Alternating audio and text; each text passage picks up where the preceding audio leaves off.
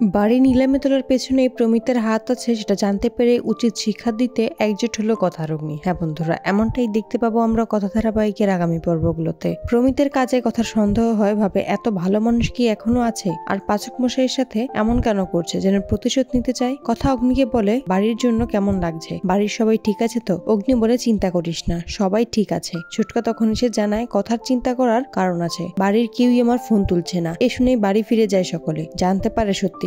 একজোট হয়ে বাড়ি বাঁচানোর প্রতিজ্ঞা করে সকলে। তখনই গুহবাড়িতে হাজির হয় প্রমিত। অর্ণাকে মিথ্যের প্রেমের জালে ফাঁসিয়ে গুহবাড়িতে জায়গা তৈরি করে, যেন পুরো পরিবারটাকে শেষ করতে পারে। ভাবে এবার শুধু বাড়ি নিলামে উঠিয়েছি, কিন্তু তারপর সবাইকে শেষ করে দেব। কথার আগে থেকেই প্রমিতের ওপর সন্দেহ হয়, তাই সন্দেহ দূর করতে নজর রাখে প্রমিতের ওপর। প্রমিতের জুতোর দিকে লক্ষ্য করতেই বিচের বালির ওপর জুতার ছাপের কথা মনে পড়ে। প্রত্যেককে দিয়ে সবটা চেক করিয়ে জানতে পারে প্রমিতের জুতোর ছাপ ছিল সেই বালুতে। কথার কাছে সবটা পরিষ্কার হয়ে যায়, তাই কথা আর অগ্নি প্ল্যান সাজায় বাড়ি নিলামে তোলা হয় সর্বোচ্চ দামে। প্রমিত বলে সেই দাম বাড়ি প্রমিতের হয়েই যাবে। তখনই কথা আর অগ্নি প্রমিতের থেকেও বেশি দাম বলে নিজেদের বাড়ি নিজেরাই নিয়ে নেয়। প্রমিতকে নজরে রেখেই জানতে পারে ম্যান্ডির সাথে জড়িত আছে, তাই প্রমিত আর ম্যান্ডিকে ধরে উচিত শিক্ষা দেয় কথা আর অগ্নি। তো বন্ধুরা, তোমরা এটাই তো চাও যেন প্রমিত আর ম্যান্ডি যে একসাথে জড়িত সেটা যেন কথা আর অগ্নি জানতে পারে, আর জানতে পেরেই যেন উচিত শিক্ষা দেয় দুজনকে। কমেন্টে জানাও।